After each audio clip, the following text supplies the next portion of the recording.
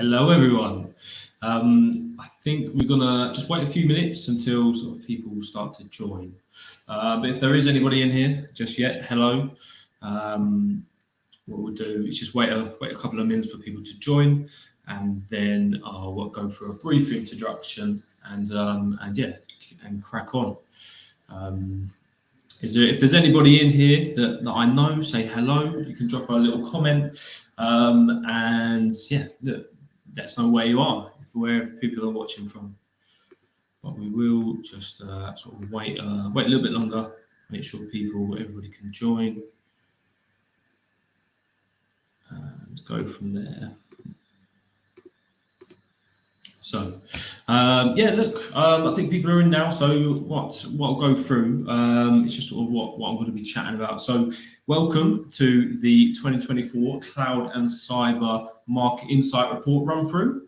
If you don't know me already, I'm Alex. So I head up the cyber and cloud function within the public sector at Understanding Recruitment, working with people like housing associations, NHS trusts, big central government bodies and local authorities. And what we're going to be running through today is mainly sort of the hiring trends, salary surveys, top locations of talent, locations and organisations that are hiring, and then hopefully what this is going to be able to achieve and give to people. If you're a candidate looking for your next role, hopefully this can provide a bit more insight into maybe what to look for, what organisations to go after, and then also if you're a hiring manager, for example, this will hopefully be able to give you a bit of an insight into the market, what your competitors are doing, maybe if you're looking to sort of grow your team within cloud or cyber, how to advertise those roles and how to go out to the market. So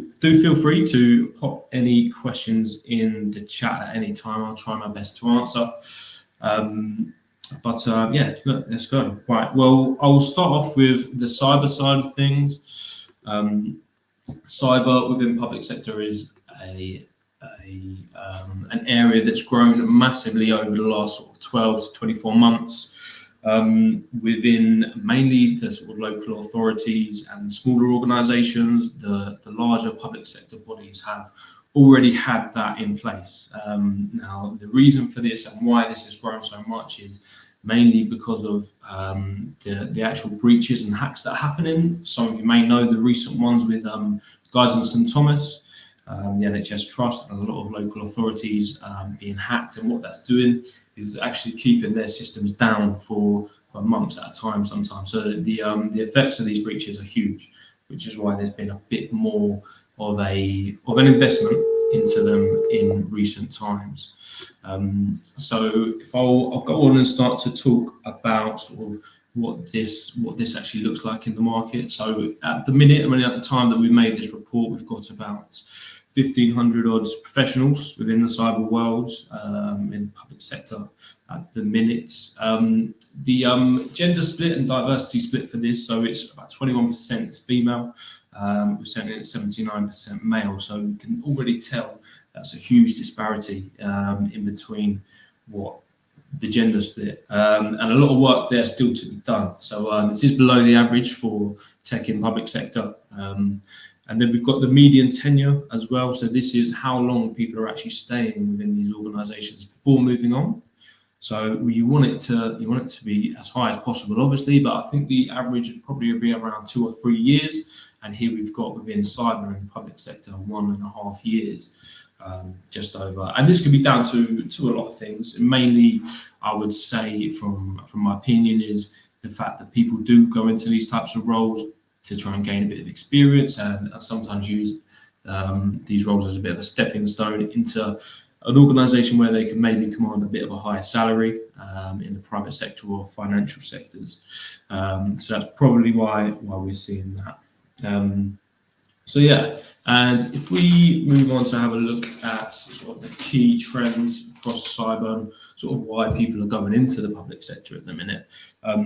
Obviously, what we do find within these sort of organisations is it's the reason people get into it is for actually make an impact on the sort of community and the country, whether they're working within the NHS or with local authorities, and this is what they're after really. They're not looking for just putting a pound in somebody else's pocket, but then, however, we do know that the salaries in these sectors aren't really as the same as the private sector. So that's where things like this big guys in St Thomas hack has happened, and a lot of this sort of snowball effect from the low salaries within the sector has led to the recent big investment in cyber. There are some bonuses though as well. One of the key things that drives people to working in the public sector is obviously a lot of the perks and benefits. So we've got the pension, which with a lot of central government bodies is up to 27%, which as we all know, that is huge and a big help. Yeah, as well as this, there's also the flexi work to think about as well. There's a bit of an up and down with that in the public sector at the moment. So with a lot of the bigger central government bodies are actually trying to get people back in 40 or 60% of the time. Where obviously we had the COVID period where people would maybe started roles an hour or two away from where they lived, and were working quite comfortably, and now we're being asked to sort of go into the office 2 or 3 days a week, which is definitely going to cause some movement in the market over the next sort of 6 to 8 months when that really comes into play. Aside from that though, there are a lot of smaller, maybe local authorities and NHS trusts that don't subscribe to that and that are still very hybrid. We see the average being sort of 2 or 3 days a week in the office, but whether it's childcare needs or anything else like that, it can be negotiated with most organisations. There's also something to point out here is the opportunity to grow your network. So if you were looking to get into the public sector, one key for me that I do see from candidates telling me why they're going into it and hiring managers is the fact that these organisations aren't against each other. They're all working with each other and knowledge sharing on a regular basis. So that actually leads to you growing your network, and then in the future, obviously more opportunity to sort of know people in the sector, sort of move on and sort of get where they want to be. So there's a lot of knowledge sharing and networking that goes on as well. Now, in regards to locations, which is what we're going to talk about next, this is going to show us where this cyber talent is located at the minute and where people are getting hired. So off the bat, you can tell the key ones, London, that huge tech hub is obviously going to be there. We all know that. And then you've got places like Manchester too, popping up, who also a huge tech hub grown over the last sort of 10, 15 years. Bristol may be a surprise to some people, but there are a lot of central government bodies down there. People like your Met Offices and organisations like that. And then Tyneside as well, you've got a big DWP base there, so that would be why there's a lot of hiring going on within the cyber world down there. And then in Leeds as well, which may be a bit of a surprise to some people, but I'll probably go on to why that is a little bit later. So yeah, Leeds are a big hirer within the cyber world too at the minute. And then I'll go on to talk about some of the big organisations that are hiring at the moment. All right, so obviously straight off the bat, you can see the actual civil service itself is the top employer of cyber professionals within the public sector. People like the Royal Air Force and the British Army, as you can probably tell, these are organisations that need a high level of security. And that sort of loops back into what I was saying earlier, where these bigger central government bodies have maybe already got these teams in place. They're already a bit ahead of the curve. As you can see, there's not many NHS trusts. There's obviously the NHS as a whole, but there's not many local authorities within these key organisations. So you've got your people like your Home Office, NCA, Department for Education, and these guys are the big players at the minute within the cyber world. So yeah, that's what we're looking at there. So and then we're going to go on to a salary survey, which has come about just based on sort of placements that we've made into the sector and information that we've gathered from our network as well. So showing firstly the cyber analyst engineers, architects, management, and the information governance officer role, which is a bit of a crossover there. So this shows us obviously the salary for permanent employees and then contracted day rates that you could probably expect as well. Obviously a little bit lower than the private sector. You've got your analysts paying a little bit less, cybersecurity engineers and architects. There is a bit of wiggle room there. As we say, the larger organisations usually have bigger budgets to be able to pay a little bit more. And we do find within the cyber world a lot more of these roles are permanent as opposed to contract, which is something that we'll touch on the cloud side of things in a moment. Yeah, so that is it. If you've got any questions about that, or if you're looking at that and sort of scratching your head thinking, oh, actually I'm on less or I'm on more, drop a little comment in and we can have a chat about that. But this is what we're looking at really realistically at the moment. So yeah, look, that's the cyber side of things. And what we'll go on to next is cloud, which similar to cyber has boomed over the last sort of 1 or 2 years. It's something that has a lot going for it. There's a lot of positives that organisations can bring into the organisation from going over to a cloud state of mind. Ian, hello mate, how you doing? We need to go for a coffee soon. Hope you're well, mate. Yeah, so within the cloud side of things, what is actually happening? A lot of organisations are going over because it's a lot more flexible. As we know, organisations are working from home a lot. It's 2024, and the flexibility of having things on the cloud means everybody can access it from anywhere. There's a security aspect too, and then there's also the reduction in costs, which over the long term, you're not having to have these servers running on-prem, and there is a huge reduction in cost. But it comes with its challenges as well. It takes a long time to put these projects in place. It takes a bit of upfront cost to get the manpower or the womanpower to put these in, and there's a lot of strategic work that needs to be done as well. So we'll go on to look next at obviously the gender disparity and the sort of median tenure as we did in the last one. So there's a little bit of a lower amount of people actually within the sector right now. So there's about 1,300 organisations, professionals within the cloud world in the public sector. And we're looking at even lower for the gender split there, about 14% being female. So which is obviously a lot of work needs to be done there to make it a bit of a more diverse sector.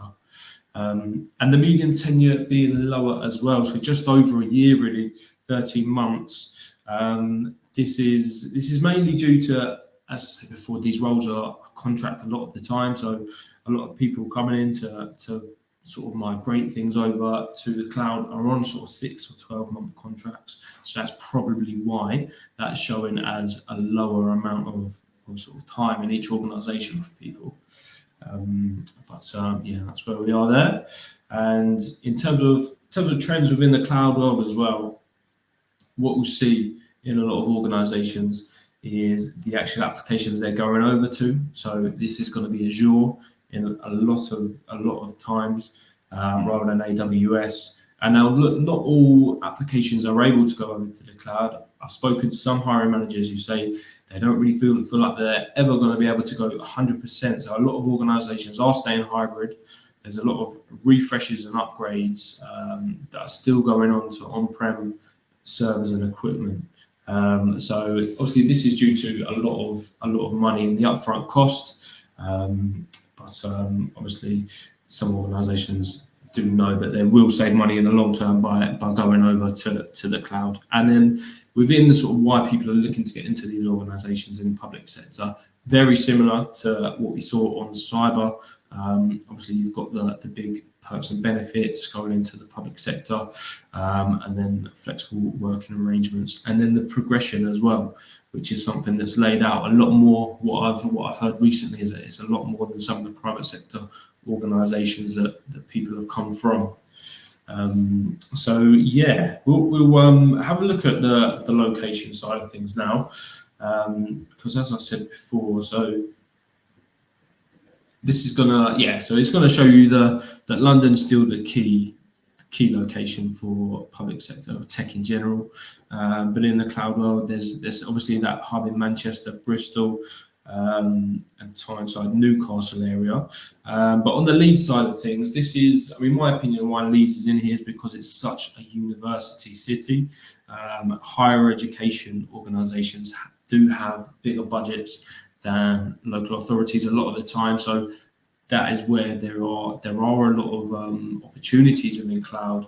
Whether you're looking for a role as a site reliability engineer, a cloud engineer, platform engineer, the university scene is a good one to direct at if you're looking for your sort of first or second job to get some more experience within that world. And that obviously is why probably Tyneside and Manchester are up there as well. There's a lot of movement within those cities within the higher education sector right now. So yeah, the top employers are going to be very similar to what we saw before, but there is one in here, one or two in here. I don't know if anyone else has seen this this little pattern, but one in here that I specifically want to talk around a bit more. So you've got the DWP, HMRC, and the Home Office there top. So obviously these larger organisations are ones that have moved over to the cloud sort of probably 5-10 years ago, and already have a lot of cloud-based infrastructure.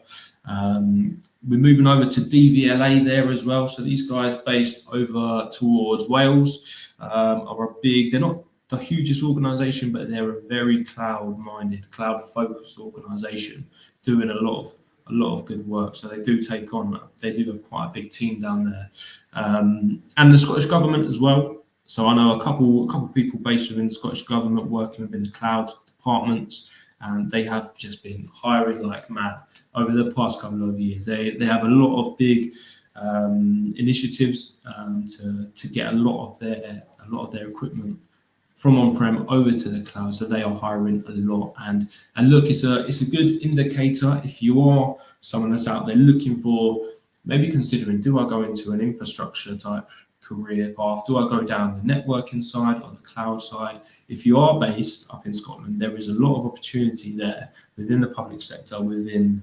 the cloud platform engineering department. So yeah, that's something that I wanted to point out. This I think it's definitely key to mention. So next I'll go back onto the salaries again, and I'll probably talk a bit more around and the contract day rates here, because that is what we see a lot more. But we'll start off with, obviously, you've got your cloud engineers, senior cloud engineers, architects, DevOps engineers. So DevOps is something that, especially within central government, is taken off a lot over the last couple of years, and a lot of organisations are trying to incorporate the DevOps working way into the organisation. You could probably actually command and negotiate a bit of a higher salary on that. Up to the 60k mark it says there, but probably looking around sort of 65 to 70, which obviously still not at the private sector level, but we're trying to get there. And then obviously day rates, if you can find yourself obviously a day rate, you're probably going to be better off in the long term, in the sort of short term, but then there's also the lack of stability that a permanent role would give you. So yeah, that's sort of what we're seeing within the salary side of things there. So it looks like the contractors are winning out at the moment. So yeah, look, that was hopefully that was helpful to whether you're a candidate looking for a bit of guidance for your next role, sort of where to go, what sort of organisations to target within cyber or cloud, whether you're a hiring manager looking at what do we actually need to advertise these roles at, where do we need to look for people, and if you are looking for a team within cyber or cloud, or a bit of consultative chat, that is something that we can definitely look into and do as well. I've got this report handy, so if you would like a copy, I can definitely send that out to you. If you have any questions for the minute, yeah, just pop them in the chat and I can answer. If there's anything in there that you thought, oh, that's not right, or that's pretty good, let us know. Be really helpful. And then, yeah, obviously I'll wait for a couple of comments in here, but if not, I will, yeah, I will leave you with my details, and we can get in touch afterwards. All right. So, are there any comments or questions? Do let us know.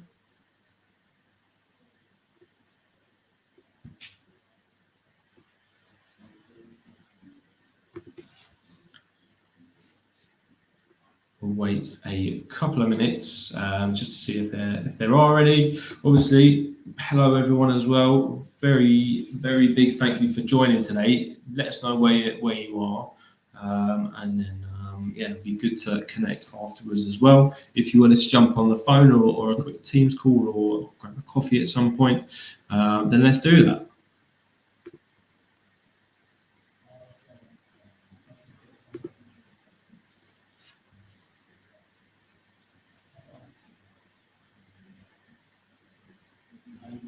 Okay, guys, I think we've got to wrap it up.